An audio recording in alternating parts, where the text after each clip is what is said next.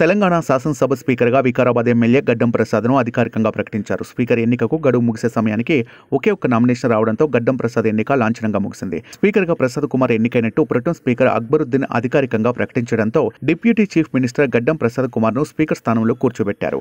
ఆ తర్వాత సభలో ఉన్న మంత్రులు, ఎమ్మెల్యేలు ఆయన చైర్ వద్దకు వెళ్లి అభినందనలు తెలియజేశారు. భారతీయ జనతా పార్టీ మినహా అధికార కాంగ్రెస్, బీఆర్ఎస్, ఎంఐఎం పార్టీలు గడ్డం ప్రసాద్ కుమార్కు మద్దతు తెలిపాయి. 119 సభ్యులున్న శాసనసభలో 111 మంది సభ్యులు ప్రసాద్ కుమార్ తమ మద్దతు తెలియజేస్తూ లేఖను అందించాయి. 8 సభ్యులున్న భారతీయ జనతా పార్టీ మద్దతు ప్రకటించలేదు. CM Revanth Reddy, deputy CM Mallu Bhatti Vikramarka, పలువురు మంత్రులు వెంటరాగా శాసనసభ కార్యదర్శికి బుధవారం ఉదయం గడ్డం ప్రసాద్ కుమార్ నామినేషన్ పత్రాలను సమర్పించారు. ఈ కార్యక్రమంలో BRS working president MLA KTR పాల్గొన్నారు. ప్రసాద్ కుమార్ పేరును ప్రతిపాదిస్తూ నామినేషన్ పత్రాలపై కేటీఆర్ సంతకం చేశారు. ప్రసాద్ కుమార్ దళిత సామాజిక వర్గానికి చెందిన సీనియర్ నేత. ఉమ్మడి ఆంధ్రప్రదేశ్లో మంత్రిగా పనిచేసిన అనుభవం ఉంది. వివాదాలకు దూరంగా ఉండటం, లో ప్రొఫైల్ మెయింటైన్ చేసే పర్సనాలిటీ కావడంతో స్పీకర్గా అవకాశం దక్కింది. ఇక గ్రేటర్ హైదరాబాద్ పరిధిలోని ఇబ్రహీంపట్నం నుంచి మల్రెడ్డి రంగారెడ్డి, వికారాబాద్ నుంచి గడ్డం ప్రసాదరావులు మాత్రమే కాంగ్రెస్ పార్టీ నుంచి గెలుపొందిన శాసనసభ్యులు.